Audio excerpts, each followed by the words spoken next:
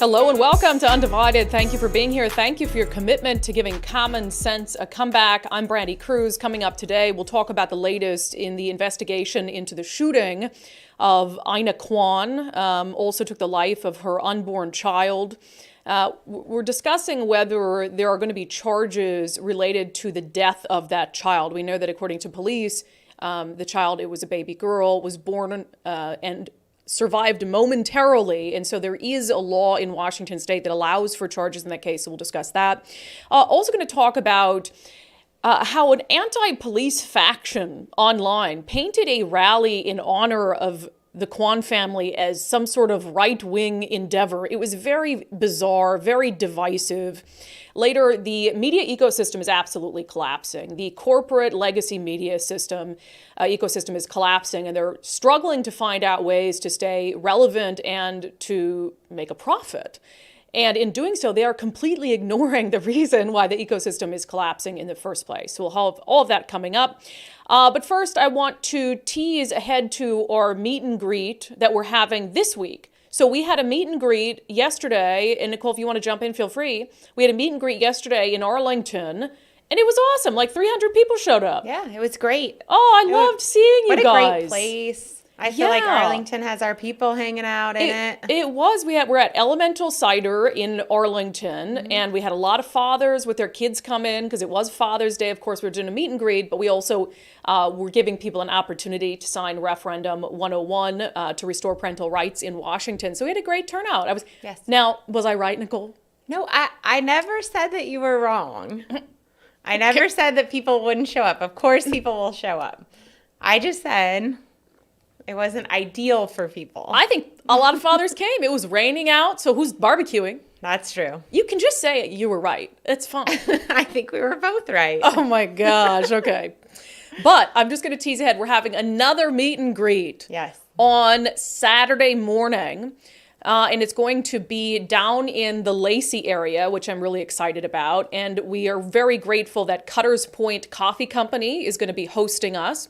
So Saturday, June 24th, 9 a.m. to 12 p.m., 9 a.m. to 12 p.m. Do you have a graphic for that, Nicole? Yep. Thank you. I was coming. Cutter's Point Coffee Company on Saturday, 9 a.m. to 12 p.m. There's multiple locations in Lacey, but we will be specifically at the one 5831 Lacey Boulevard. 5831 Lacey Boulevard, so come say hello. We will also have copies of Referendum 101 for you to sign if you choose to do so. Also, I want to make sure to make a pitch for you to subscribe to the show, undividedpod.com, undividedpod.com. You can become a subscriber for as little as $5 a month, and we would certainly appreciate it.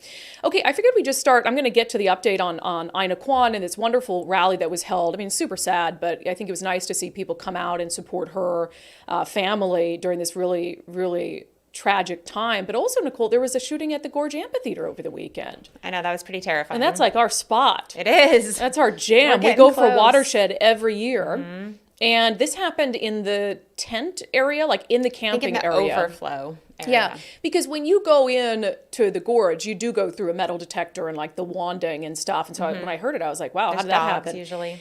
In the campground, I don't know how you would do any sort of check for firearms or anything like that. I don't know how that's possible. No. Yeah, there was an alert that went out. So this was at like correct me if I'm wrong, because I don't really know, EDM? It was like I believe so. Yeah. That's what it is. The Wonderland something or another. Yeah, so that was at that type of festival. You better believe the media would have a lot more to say about it if it had been a country music festival, but I digress. So it killed 2 people. The suspect was shot by police. We believe that he survived. But just imagine that. I mean, having been there, getting this notification on your phone, emergency incident. It said, active shooter at Gorge Amphitheater. If at the Gorge, seek cover, run, hide, or fight. There's a PIO en route. And so, yeah, really scary situation. But I just wanted to note that because the Gorge is such a popular place. And I don't know if this will change any policies at the Gorge, but I just don't see how it is feasible in any way to try to search all the RVs. I mean, people come in there to camp for days on end. I mean, we go in with so much stuff. Right. We go in with like a caravan of RVs and cars. And how do you, I mean, they do have dogs that come around and do sniffing, but I think especially at this festival, there's a lot of drug use. And it sounds like this guy was kind of out of his mind a little bit. I don't know. I think that that'll probably come out whether he was under the influence or if he came in to cause harm. But maybe that's where the crackdown needs to be. I mean, I get it. People go to have a good time, and Dave Matthews weed, that's one thing. But this specific concert has had other deaths. Like there's been a lot of issues with EDM concerts. Yes, but how do you crack down on that too? It's the same thing. When you've got a caravan coming in, you can do drug dogs. But are they going to be able to detect everything coming in? Is that what you're thinking? Is like, because I'm assuming those dogs already check for drugs. Sure. Well, there aren't dogs that are checking coming into the campground. I don't think, right? Are there? Yeah, they did like a little circle with us. Do a circle anyway. The RV. But I don't know. Maybe it's just police presence. Maybe it's I don't know. Maybe just a crackdown on people that are obviously impaired. Yeah. But yeah, it's tough. Scary. So scary stuff, absolutely. But we'll wait to see if the shooter was all. Oh, of course we're still going. Yeah. All right, let's move on to Ina Kwan. And, there's been such this tremendous outpouring of support for the Kwan family. Of course, Ina was shot in broad daylight while she was sitting in her vehicle just a few blocks from the sushi restaurant her family owns. Her husband was shot. He survived. She was 7 months pregnant at the time. What would have been their baby girl did not survive either, was delivered on an emergency basis. So the suspect in this case, Cordell Gooseby, 30 years old, he's been officially charged. I will say prosecutors proactively released information to the public about whether they're going to charge him with a second count of murder for the death of baby Kwan. And so in Washington state, you can do that under Born Alive law. But what the prosecutors say is they're reviewing, information from medical personnel and the what do you call it? What is the word I'm looking for?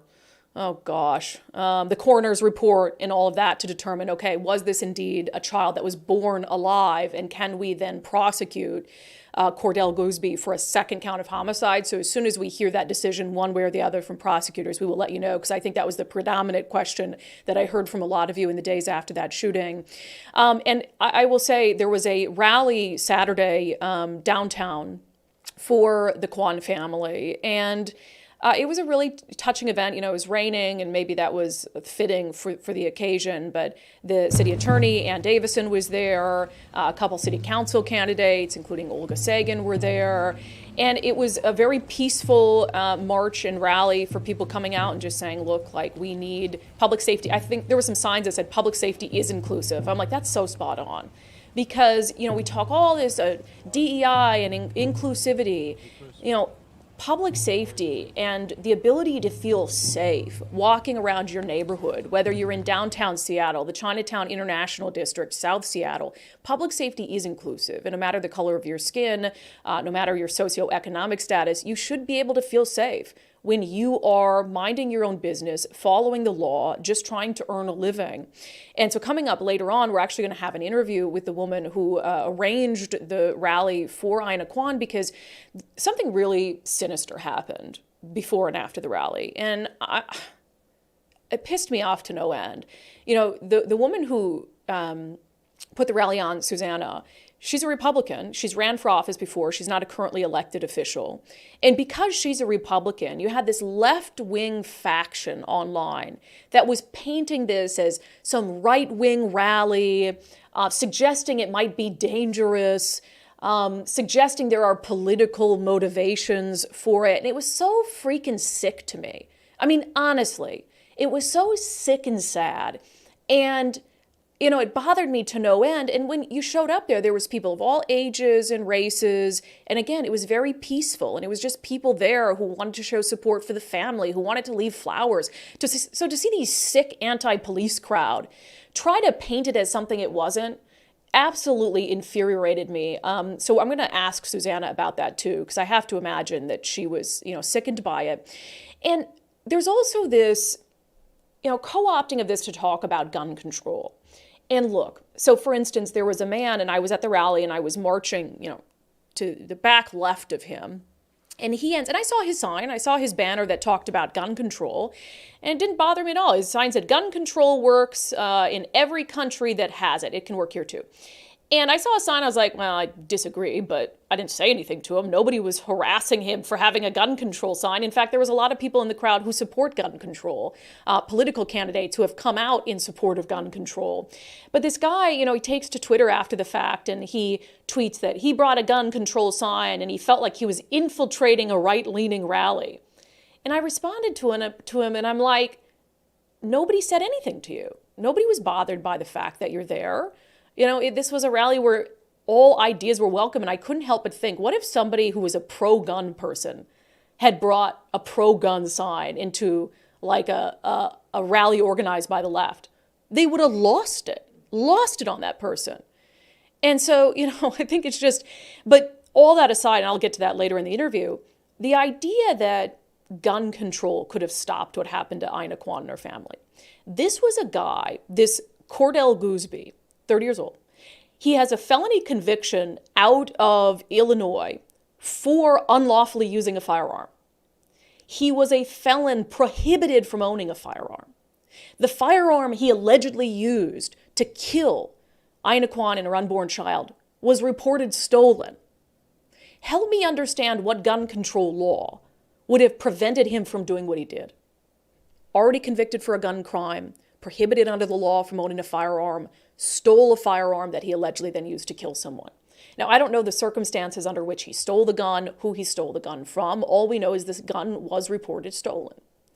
And so, you know, I get it that, sure, are there some instances and horrific events that may have been preventable under certain gun control conditions? Yes. But this idea of gun control, to me, it just says taking away guns. I mean, that's the only way I could think about this person not being able to get a firearm is just if there weren't any firearms. And so to me, that's kind of, I think, what some of these gun control people want is just for no one to own a firearm.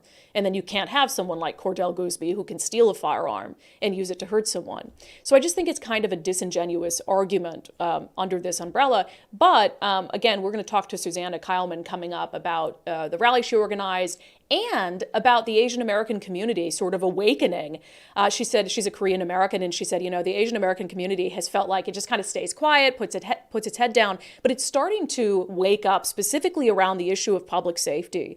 And she says that it's going to be significant. And I mean, it's the fastest growing voting bloc in America. And so if they're coming out now in a couple high profile incidents and saying, we deserve to feel safe too, we value public safety, I'm very curious how elected leaders will respond to that. So we'll have more on that in a moment.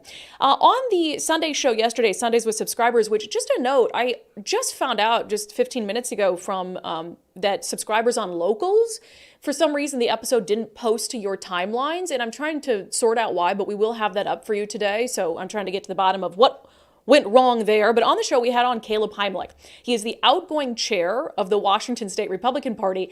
And I like that he's outgoing in the sense that we could have a little bit more of a blunt conversation about the state of the Republican Party in Washington and its chances of winning any significant races in 2024. And I wanted to play a clip from the interview because I actually have I have talked about this sentiment before, and it's really started good, robust dialogue and disagreement around whether the Washington State Republican Party would be better served by almost forgetting about some of the statewide races and instead focusing their limited resources, time, and attention on, for example, trying to recapture the state House or the state Senate as a way to really put in place some balance and a backstop for bad ideas. So here is a clip of my interview with outgoing GOP chairman in Washington State, Caleb Heimlich.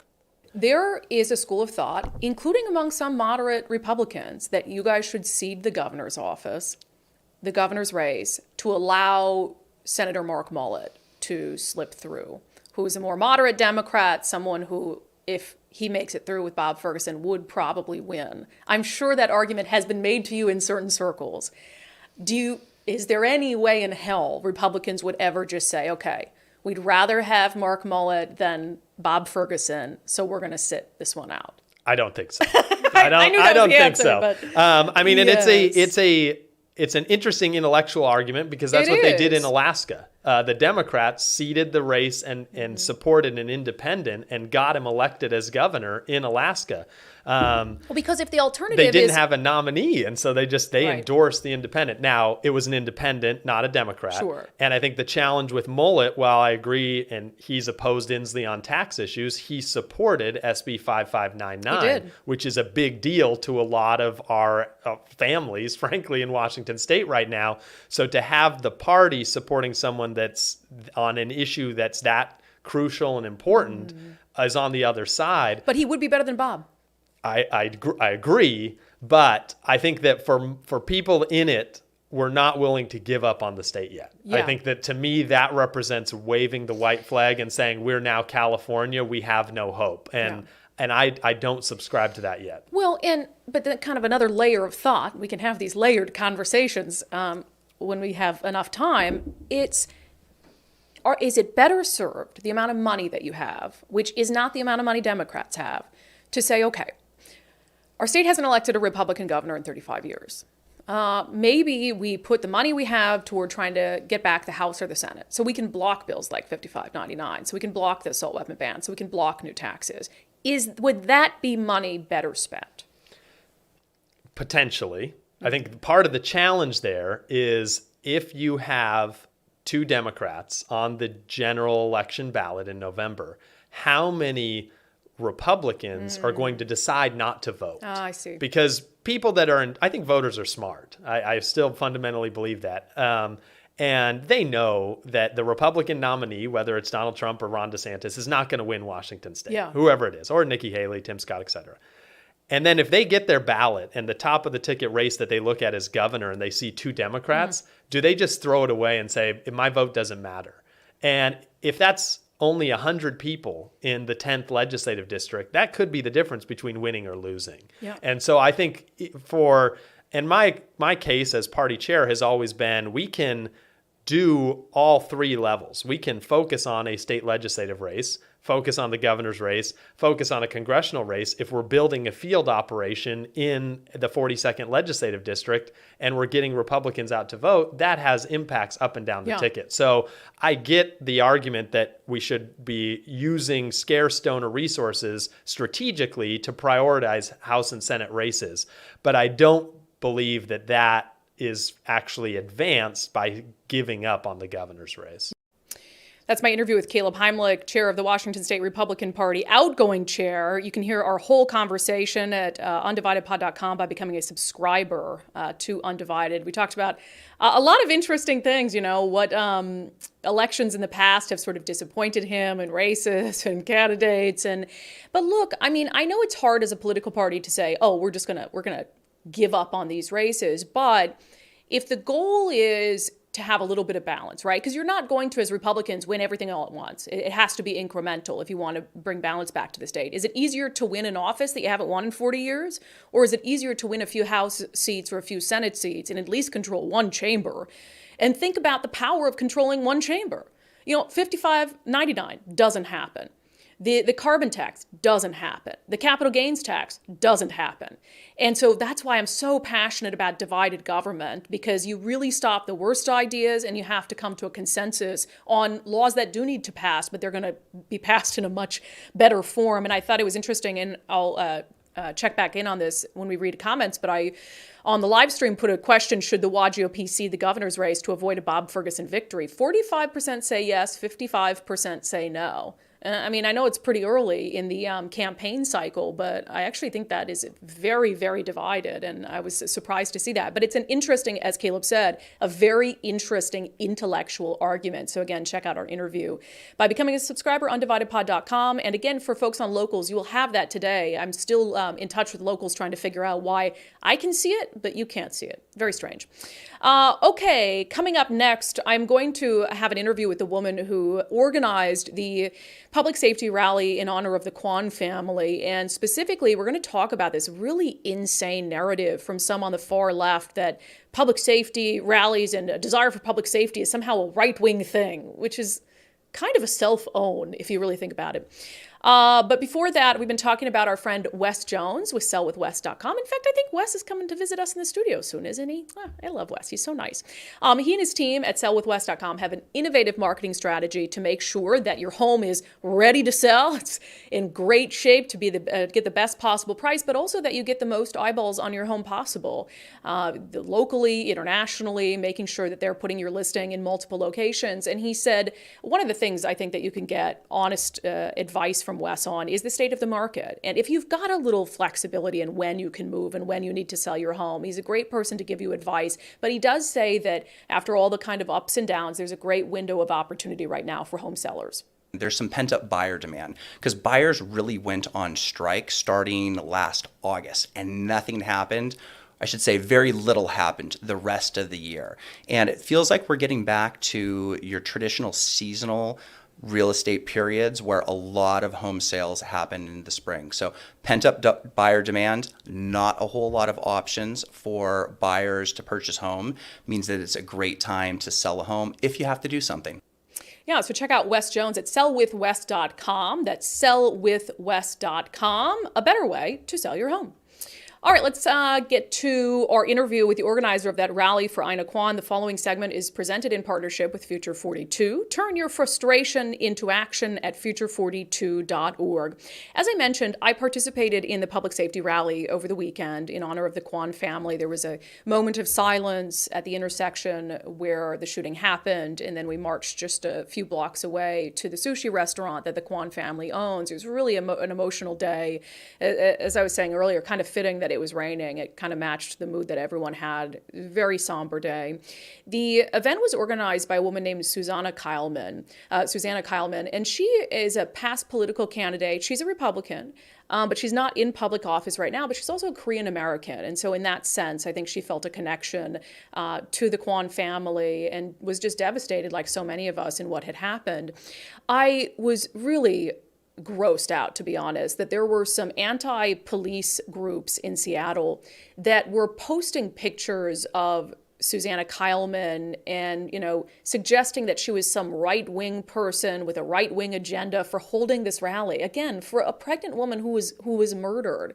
It was just really strange. So anyway, I invited Susanna on today to talk about why she felt compelled to do this, and also to have her react to some of the weird hate and vitriol she got online for the simple act of caring about public safety. Susanna, welcome to Undivided. Thanks for being here. Thanks for having me. What compelled you to put this together? Oh, a couple of things. I'm very involved in the AAPI community, and when this happened, my girlfriends and I, we have this kind of running text message, and we're kind of always talking about like, what can we do for the community? What can we do for the community? And the event happened, and most people know I did run for office previously. And so a lot of the text messages that were coming through were, we know that you're in a position to do something because you were a candidate before. Are you already doing something? People are automatically assumed I was already doing something. And I was keeping tabs on social media because I was expecting the community the AAPI community to do something. And they were reaching out to me saying, what are you doing? How can we help? And so we were brainstorming for a while on this text message, and it started, the community in itself is very much keep your head down, maintain a quiet composure. If you do speak, make sure that it's effective.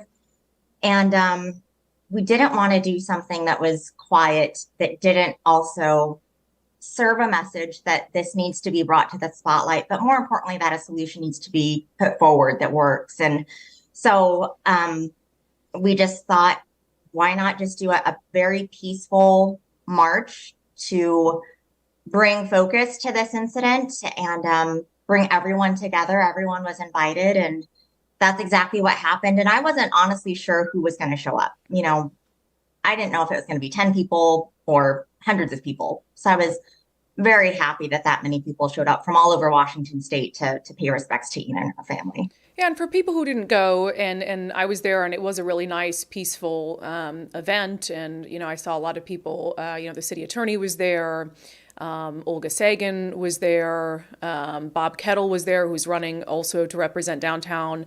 So a lot of people who I know to care about public safety.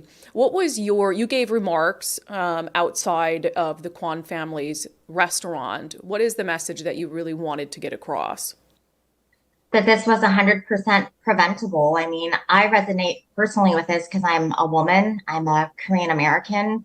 My mom was an immigrant who's had a small business. And even though Ina was in her 30s, I saw that as that could have been my mom in her 30s, or that could have been any one of us. That could have been one of my girlfriends. And I have so many close personal ties to Seattle. So the main focus was just bringing attention to this incident, bringing attention to her GoFundMe page, because they're going to need that, especially because they were small business owners.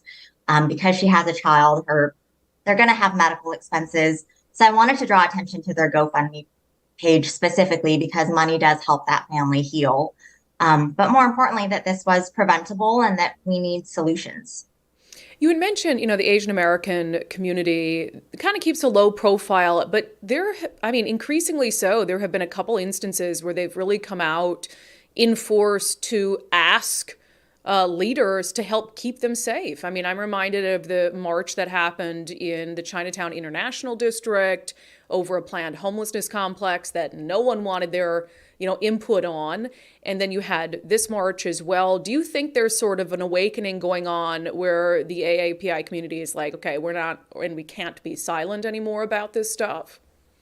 Absolutely. And we don't want this past Saturday to be where it stops. We want this to be the beginning of change. And what we've seen out of those events is a lot of virtue signaling, declaring racism a public health crisis, hashtag stop Asian hate, hashtag support small businesses, hashtag support minorities. What does that hashtag do if it's not followed by good policy? Nothing. If you're showing up to events and claiming your ties to Korea or showing your ties to the African American community, put policy together that protects that demographic. But really, safety needs to be for everyone. Safety is the best form of inclusion that we can provide. Yeah. And I'll just, I've kind of not challenge you on this, but when the march happened in the Chinatown International District, I think it had been very clear that that's a community that had been used for photo ops by progressive leaders. And then when they dared to, want to say in this homelessness complex, they were sort of ignored. But in the case of the shooting with the Kwans, is there any indication that racism against Asian Americans motivated it? We don't want this to be smoke and mirrors. We want this to be about good policy. Yeah. The solution doesn't require calling out the fact that this was a Black versus a Korean American. You can't ignore those components, of course, because of the historical cultural significance between Blacks and Koreans.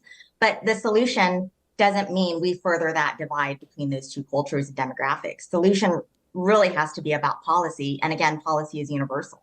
I've got to ask you about something that I will be honest, infuriated me to watch unfold. Leading up to the rally and afterward, there were attacks from anti-police factions online who said, they were posting pictures of you saying, oh, she's just a Republican. She's coming up from DuPont. This is some right-wing rally to further a Republican agenda. I imagine you saw some of that. Of course. And before I even get into that, I want to draw attention to something. If we put focus on race and we put focus on the fact that this was a hate crime, our government can't even handle regular crime. What makes us think that they're going to handle a hate crime? Again, labeling it as just being virtue signaling. Yeah. In regards to the comments online, I just have to ask, what are you doing to be a part of the solution? A lot of MAGAs, a lot of people on the far right would disagree, and they actually call me a rhino, and they think that I am not Republican enough. So I think that's quite funny, but I'm also not going to be a victim of cancel culture. I'm a Republican, deal with it. I'm here with a solution. I'm not running for office right now. I ran for office in the past. I lost my campaign. That doesn't mean that I can't be a grassroots leader. Yeah. Ina could have been anyone. And I don't even think we have to say more about it. It's so, it's so sinister to me But I also think it kind of undercuts their position, because if every time there's a call for public safety, you call it right wing, then that tells me that you're not for public safety. Like, is only the right for public safety, and you're saying the left isn't? So it's a very odd thing. But I commend you for doing it, for taking the pushback from just crazy people online. And what's next, do you think? Yeah, so I was introduced to a whole bunch of grassroots organizations that are already active. And so I want to draw attention to those grassroots organizations. We don't have to reinvent the wheel. Everyone wants good policy. Everyone wants us to be inclusive. But I do think it is important that the solution does involve voices from all spectrums. I spoke with a lot of people that came up to me right away and self-identified immediately to say, hey, I'm a liberal. I voted for the people that are making these horrible decisions. I saw the gentleman that had the anti-gun sign. I'm glad he was there. The First Amendment protects everyone. He was welcome there. I encourage everyone, if you want to be a part of the solution, show up and be a part of the solution. Yeah, I thought it was interesting for people, just to give a little context to what you said there. There was a man, I was actually marching next to him, who had a sign about gun control. Now, I disagree with the sentiment that this shooting, which happened, which perpetrated by someone who was prohibited from having a firearm and used a stolen firearm to commit the crime. I disagree with the sentiment that it could have prevented it.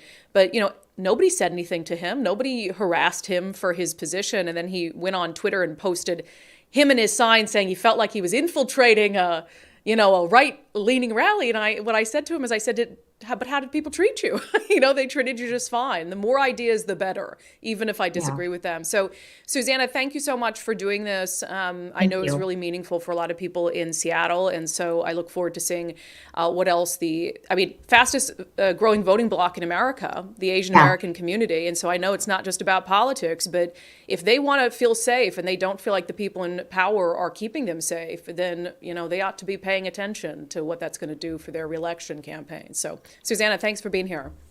Thank you, Brandi.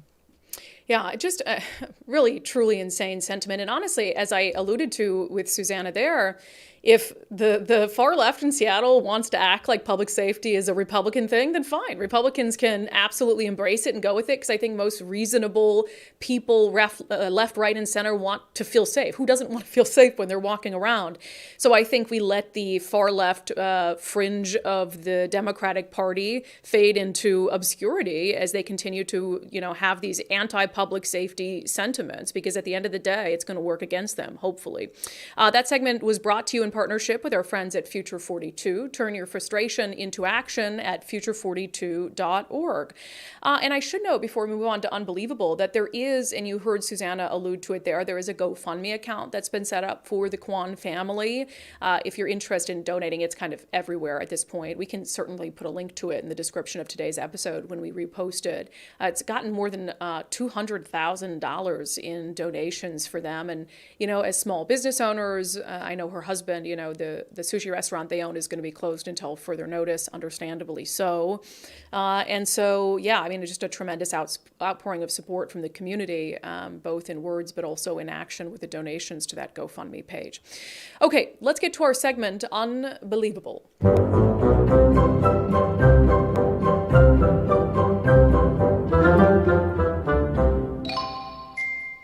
I think we've known for some time that the legacy media is crumbling. And, whether it's newspapers or ratings for network news, cable news, or local television news, it is crumbling, absolutely. And I think it would be wise for legacy media to sit and ponder why. Except whenever I see stories about, what are we going to do to save legacy media, to stop news outlets from fading into oblivion, it never centers around the reason why those news outlets aren't doing well to begin with. It looks at, how can we better fund them? Can they be funded through philanthropy? And the whole move to putting things behind a paywall, for instance. There was this opinion piece in the Los Angeles Times, the headline, "How Weakened Local Journalism Created Space for the Culture Wars." It reads, "The implications for democracy are beyond debate. Social scientists who study the issue have demonstrated clearly that less local journalism results in higher levels of corruption, undermines political competition, and reduces citizen engagement. Making matters worse, the vacuum created by the absence of local news is often filled by the national culture wars." And look, I agree. I agree that less local news is bad. I agree that disappearing hyper-local outlets, newspapers, fewer options is bad. I also agree that the decline in local media options has given way to the culture wars. It's given way to people who are coming in to fill the gap. Now, we are an offering that is coming in to fill the gap. I left legacy media to do this job. And we talk about the culture wars. Now, I hope that we talk about it in a way that's not stirring hatred and misinformation. We certainly try to do that. But I agree that it is a bad thing on the whole to have fewer media options for Americans, 100%. What I don't agree with, and in this Los Angeles Times article, is, again, the way they're going about thinking about it. In the article, they talk about, well, maybe privately rich people in philanthropy need to contribute to make sure there aren't news islands, etc. But when you're just looking at how to fund these legacy outlets, when they're crumbling, when they don't have the readership, when people don't want to pay for them to get behind a paywall, when the ratings are crumbling and so they're not getting as many advertisers, you're looking at the wrong thing. You're not looking at why those outlets are failing. And so if you just find a new way to fund them, you can do that. But that doesn't mean it's going to increase readership. It doesn't mean it's going to increase viewership. And I pulled a couple articles that are just from the last, few weeks that really should have them better thinking about why this happened to media in the first place. For instance, if you want to know why is local media crumbling, why is legacy media crumbling, I'll show you the front page of the Seattle Times. The day that Ina Kwan, a pregnant woman, was gunned down in broad daylight in Seattle. The front page of the Seattle Times, the top story, was about a $28 hamburger on the day that Ina Kwan was killed. And you wonder why you're not getting as much revenue as you once did. I'll point to an article in the San Francisco Chronicle that shows another problem with the legacy media, that they are obsessed with planting seeds of division where no division exists. The San Francisco Chronicle article comparing hatred of cyclists to racism and homophobia. No one wants to be spoon-fed division. It's absurd, and you wonder why people don't want to subscribe to your newspapers. When it comes to network news, seeing their ratings absolutely tank. Maybe it's why in the case of outlets like CNN, when it comes to your rabid hatred of Donald Trump, that you will platform anyone who has something negative to say about Donald Trump, even if everyone watching can tell that their motivations aren't sincere. People like Bill Barr, who worked for Donald Trump, who had nice things to say about Donald Trump as he was working for him, but now that he's not working for him and can get paid by CNN, he's willing to say whatever CNN wants him to say. He will always put his own interests and gratifying his own ego ahead of everything else, including the country's interests. There's no question about it. And again, maybe Bill Barr believes that now, but Bill Barr never said anything like that when he was in a position to actually make a difference in the Trump administration. But motivations, flip-flopping, it doesn't matter to CNN. As long as they can platform someone who will tell them what they want to hear about Donald Trump. And CNN wonders why its ratings are in the toilet. Local television news is no different. How many times have we talked about the fact that gas prices are way up because of the carbon tax that Governor Inslee and Democrats passed? This was common sense, that if you pass a carbon tax, the cost of that is going to be passed along to consumers at the gas pump. It's not only going to raise the cost of gas, but it's going to raise the cost of everything else we buy that is brought to us on trucks that rely on gas to get there. Yet our friend Todd Myers over at the Washington Policy Center, he reminded us of how the media covered this issue back when he was warning people what would happen before the carbon gas tax was passed. I call it a carbon gas tax because, let's be honest, that's what it is.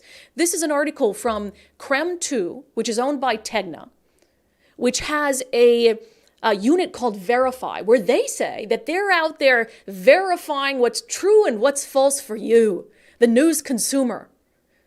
This is their headline in 2022. No, Washington is not adding an additional 46-cent gas tax in 2023.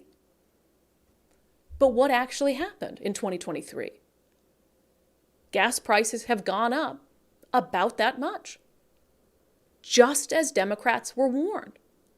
So maybe the reason why local news media is failing in this case is because you take what the majority party tells you and you run with it, even in instances where you're claiming to verify what's true and what's false. So it's unbelievable to me that the legacy media, the corporate media, it seems perplexed, baffled even, as to why revenues aren't the same, subscriptions aren't the same, ratings aren't the same. And you want to find a way around that by asking for private donations, private funding, new funding models, without actually taking time to acknowledge the reason your industry is crumbling in the first place. So go ahead, find a new way to fund it. But you will not find more readers, and you will not find more viewers. Absolutely unbelievable. Okay. Coming up next, oh my gosh, I don't know whose idea it was to put Senator John Fetterman on a stage next to President Joe Biden, but it went just about as well as you think it would have gone.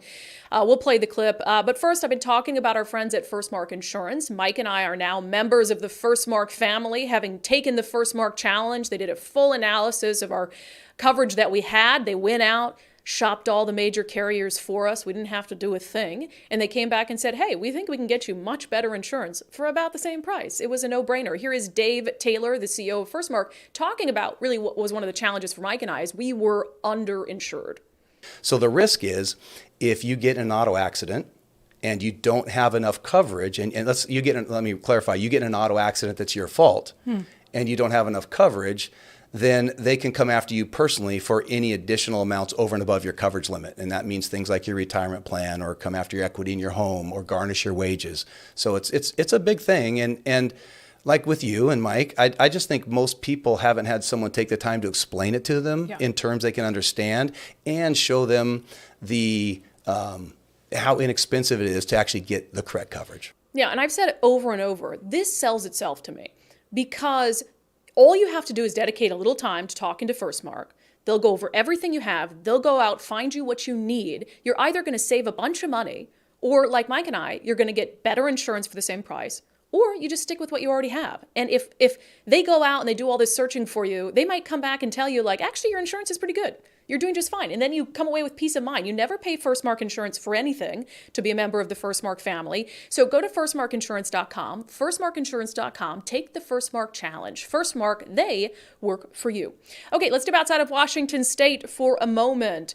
Look, why is it so controversial to talk about the mental state of people who are in positions of power? Whether it's Dianne Feinstein or John Fetterman or the President of the United States, Joe Biden. We have to be able to put politics aside and say, is this person, are these people in a position mentally, physically, whatever it is, to do their jobs? This should not be a controversial, divisive issue. Yet it is, because of course we're talking about Democrats. And so Democrats are like, oh, they're just fine. In fact, he's going to run for 4 more years. It's just crazy to me. So anyway, there was a bridge collapse in John Fetterman's district, and he was up on stage, and he's had a slew of health issues. And it shows. Look, if you're not the most eloquent person but can still get your message across, fine. But this has nothing to do with his speaking capabilities. This has to do with damage from, I think it was a stroke, right, that he had on the campaign trail. And then he's been dealing with depression issues. So anyway, he's on stage next to Joe Biden. And, I mean, try to even comprehend what message he's trying to get across. And now I'm standing next to the president again, next to a collapsed bridge here. And he is here to commit to work with the governor and the delegation to make sure that we get this fixed quick, fast as well, too. This is a president that is committed to infrastructure. Yeah, and then on top of that, the jewel kind of a law of the inflation bill that is going to make sure that there's going to be bridges all across America getting rebuilt. I mean, that's sad. I feel bad for him. It's not funny, and he also was in this hearing talking about this bridge thing, and I could see the look of his staffer behind him like, oh no, like, are you okay? He's not okay. It's not right to do that to him, to like continue to, whether it's his family or his political party, prop him up like he's capable of doing his job. Just to what? Have another seat in the Senate? That's sick. And the same for Biden. I mean, I really still truly believe that Biden is not going to run for another term. I think at the end of it, they're going to put somebody else, maybe Gavin Newsom. I don't know who it's going to be, but I don't think it's going to be Biden. That being said, I mean, it's clear that there's a lot of people his age. Is he 80 or 81 now? 80? I don't look, Nicole. 80 or 81. There's a lot of people his age who are just fine. They have all their faculties. I mean, really, what did you? 80. He'll be 81 in November. Gotcha. So anyway, you probably saw this. He's speaking in Connecticut, and this is how he ends his remarks. All right. God save the Queen, man. And then he doesn't even know where he's going. The Queen is dead. I mean, that's kind of offensive to our allies. And then the White House comes out, they just run this whole spin machine like, oh, he was responding to someone in the crowd. No, he wasn't. He's just not mentally capable of doing the job. And it's sad. Like I always tell Nicole, whenever I used to fill in on Dory's show, I'm always like, I don't like making fun of Joe Biden for his flubs. And I get that, some people have a good laugh at it. But to me, I look at this old man who's having some severe mental challenges that needs to just be at his house and be with his family and enjoy the rest of his life. Yeah, I'm with you. I don't think that it's, I'm not making fun of a mental illness or whatever, but right. they're saying he doesn't have one. They're saying this is just cute. Well, no, little not Joe a mental Biden. illness. Like right. he has yeah. Well, no, I mean, if you have Alzheimer's or if you're leaning towards some sort of dementia or whatever, then it would be making fun of that, right? Yeah. But they're claiming he has none of that. And this is just silly Joe Biden doing silly stuff. Yeah. And I think that, given that he's the president and is putting himself out there, or they're putting him out there, that you have to call these things out. It's dead serious. Yeah. Yes. Because this person is making decisions that affect us all, have huge consequences, and it needs to be taken care of. I mean, we need to figure out what the problem is, and they need to, not run him again. And right. And just be honest. And I think you hit it on the head there, is that it's so offensive and gaslighting to constantly make excuses for all of these things. And like when he tripped the other day on stage, and yeah, there was a sandbag there. Could a young person have tripped on it? Sure. But come on. I mean, come on. And so it's offensive to us. It's gaslighting. It's lying. It's manipulating us to believe you're going to run him again. He's raising money, for God knows who, because it's not for him. Right. So just have some respect for the intelligence of Americans. And it also is going to take Democrats admitting that, there's a few in Congress who have, but it's going to take Democrats acknowledging that this isn't, it's cruel to continue to do this with this man. And the Fetterman stuff is. And the Fetterman. That is cruel. Super sad. Awful. Okay, we'll get your questions and your comments next, but I've been talking about, one of the nice things, I need to look at my email. So at the event, we had the meet and greet. You know who I saw? Who? I saw Ben Bailey. Okay. Did he come say hi to you? So Ben Bailey is a viewer of the show who had sent us an email about his weight loss. Yes, and he lost a bunch of, and he was with his wife, and they both lost weight on the Eastside Weight Loss Clinic plan. There he is. Oh my gosh, he looked so good. He lost like 15% of his body weight in just a short period of time. He looked great, and he said he felt great. He was excited about it. So I got to find the picture of us, because all three of us took a picture, and we should figure out collectively how much weight we lost on the Eastside Weight Loss Clinic plan. But I ran into several people at the event who had done the program. They're like, I'm down 25 pounds or whatever. I've had great success, down 35 pounds on the program. EastsideWeightLossClinic.com, EastsideWeightLossClinic.com. The nice thing about the program, there's no prepackaged meals. You cook your own food. You can find things to eat out. It's not some weird diet where you've got to count calories, strenuous workout routine. It's not hypnosis. And you can do the entire thing virtually. You never have to set foot in their office in Kirkland to do it.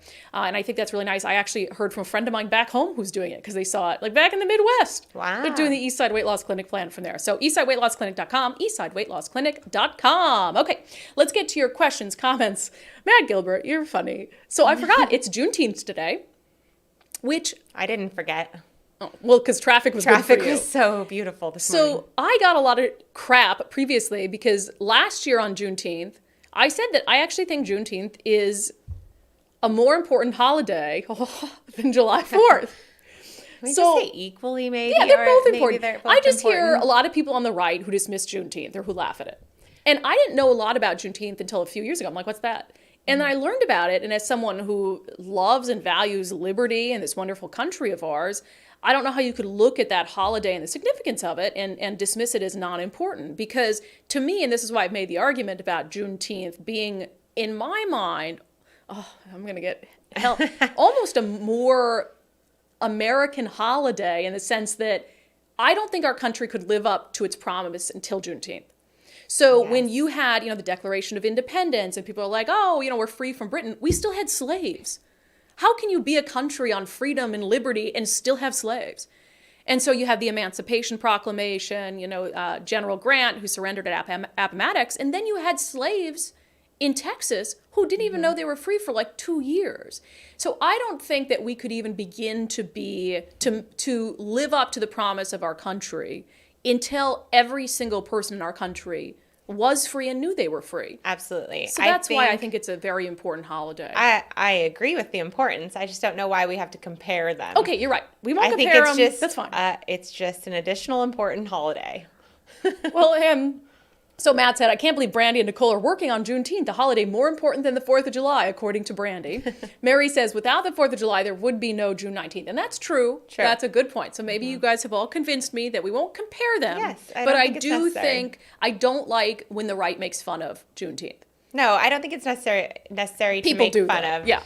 Obviously, it's Or not to necessary diminish or it. Acceptable to make fun of. I think it was the way that it was put in. It felt like the timing of it being, tied to racial justice stuff. tied to racial justice, and then the companies companies and businesses kind of had to like pile on, and it wasn't like declared, and it was just this weird integration of it that I think people are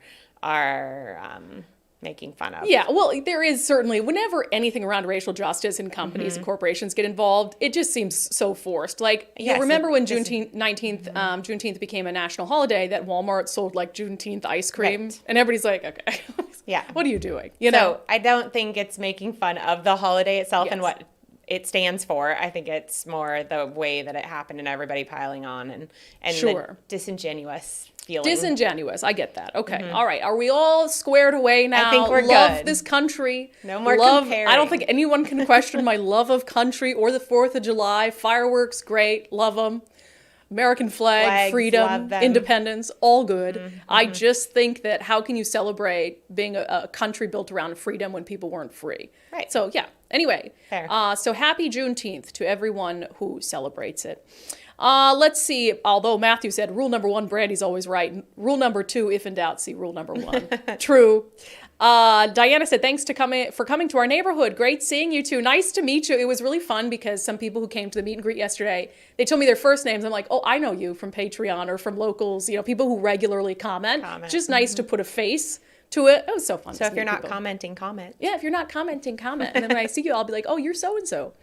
On the GOP and whether it should cede important races and just focus on making, small progress, which, by the way, our current poll is 39% say the GOP should cede the governor's race. Now it's 39-61. 61% say no. I have a theory. I think some Democrats got into there and they're like, no, don't cede it because we want Bob Ferguson to be the governor. Anyway. Well, I think that Caleb made a good point as well, where you just don't want to give up yet. I know. And I'm not saying give up, but I'm saying be realistic. Right. And I'm not saying that I agree with that sentiment either, but I do think it's worthy of an intellectual argument on the merits to decide right now, today in this election, Republicans could choose the next governor. Right. They could choose it, Republican voters. Now, it's not going to be a Republican, but it could be a Democrat who's not going to say yes to new taxes. Although, and so I'll just read some comments on this because it's relevant. Rachel says, a possibility with an independent, but not Mullet because he voted yes on 2 crucial bills. He voted in favor of the assault weapon ban, and he voted in favor of 5599, which we spent the weekend gathering signatures to repeal. And I told Mark Mullet to his face, that you're going to have trouble getting Republican votes for that. I'm just saying he's still better than Bob Ferguson. Right. And I hope we're going to have him on again pretty soon because he kind of on the 5599 thing, he was kind of... He was like, I don't know, on the side of maybe taking it to voters, maybe. I got the impression... I don't want to speak for him, but we should talk to him about that again. I got the impression he voted for it out of guilt. Yes. Yeah. Well, or pressure. Or pressure, but probably maybe. guilt. And then, you brought up some points to him and he was thinking about those points. So maybe we can persuade him. But that's what I like about him is he is willing to change his mind and he's willing to think things through and acknowledge, well, maybe that was a mistake. Right. But anyway, I also think he had to take some votes knowing he was going to run for governor that would keep his foot firmly planted in the Democratic side. And the assault weapon ban, even though he says he believes in it, I think that was probably one of those. Probably. Anyway, on the rally for Ina Kwan and her family, Matthew, did any left-wing person or left-wing organization bother to organize an event for the Kwan family? Big no. True. Let me see here. Richard said, even though no current city council members attended, I did see 2 candidates for city council that were there, and I was glad they were there. Yeah, the 2 of the candidates, and I'm sorry if there were other ones and I didn't see you, but I know Olga Sagan was there and Bob Kettle. They're both running for Andrew Lewis's seat. Was Andrew Lewis there? Anybody? Anybody see Andrew Lewis there? Can you believe that? Although, if he had shown up, I can believe it. I would have been painting him as an absolute show and tell hypocrite. I would have given him. But you would have it's said, a lose-lose but at for least him. he showed up. No, I wouldn't have. It's a lose-lose for him. If he was there, I would have said that's so disingenuous. Anyway, he probably knew I was coming, and he's like, I don't want to go. On the media ecosystem collapsing, Daniel's circus adventures. Oh, is that a business? Will you Google that? Yes. If you have a circus adventures place, I'd like to see what that is. Says mainstream legacy news outlets say more with what they don't say these days. What they ignore says more about them than the stories they choose to cover. That is so true. And that's one of the issues that I ran into in legacy media is there's a lot of self-censorship where stories about the pandemic that I wouldn't even pitch at a meeting because I'm like, they're never going to let me do that. Bob says, absolutely, Brandi. I'm floored by how often the front page of the Seattle Times looks like the opinion page topping the headlines. So sad. And again, I go back to the Seattle Times front page, the day a pregnant woman is murdered in broad daylight in downtown Seattle. And they have a giant picture of a hamburger and a review of a $28 hamburger. And then Ina Kwan's stories about, yay, tiny little big in the thing. Insane. That's crazy. This is your daily reminder to unsubscribe from the Seattle Times and subscribe to Undivided with Brandi Kruse. We will never do a story on a $28 hamburger. I can promise you that. And actually, that is a perfect segue. Did you find out what Daniel's Circus Adventures is? That's his YouTube handle, but he does... Gosh, what's it called when the material hangs from the rope thing and you do all that acrobatics? Oh, that's cool. See, people, you need to have your handles when I read comments be your business, and it's free advertising essentially. Anyway, so subscribe to Daniel's Circus Adventures on YouTube. Very curious. Okay, I think that last comment is a good segue into our closing. Sanity check. Nicole looks at me. She's like, oh, I'm sorry. You just knew I was going to be like, where is that, Nicole? I was focused on Daniel over here. That's all right. Circus Adventures. Look, I'm writing something about this right now. Maybe I'll post it tonight or tomorrow. But the amount of anger I felt over the weekend was probably unhealthy, but I think well-placed. The amount of anger I felt toward these anti-cop people online, specifically it's an account called Divest SPD, which was really active during the defunding debate and very anti-cop. The amount of anger I felt toward them for attacking Susanna Kyleman, for daring to care about the Kwan family, for daring to organize a public safety rally as a Republican. It might be the most pissed off I've been about anything Seattle related in a long time. Because, People are dying. This isn't a game. This isn't political. People are dying. And whether it's drug addicts on the street who are overdosing at record levels, whether it's innocent people like a mom and a business owner and a wife who was just going to work, 7 months pregnant, is shot 4 times, once in the head. To question the motivations of people who care, to question the motivations of people who want to feel safe is insane to me. It is honestly kind of evil.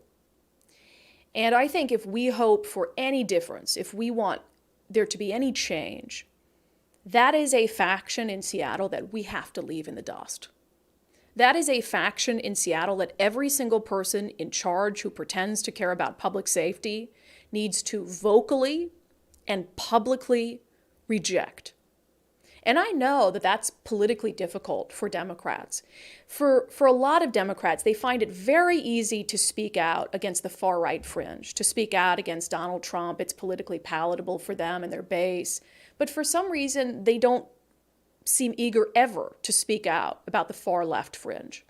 When the far-left fringe is actively destroying our cities and our state, the far-right fringe has no influence here. Does the far-right fringe freak me out sometimes? Yes.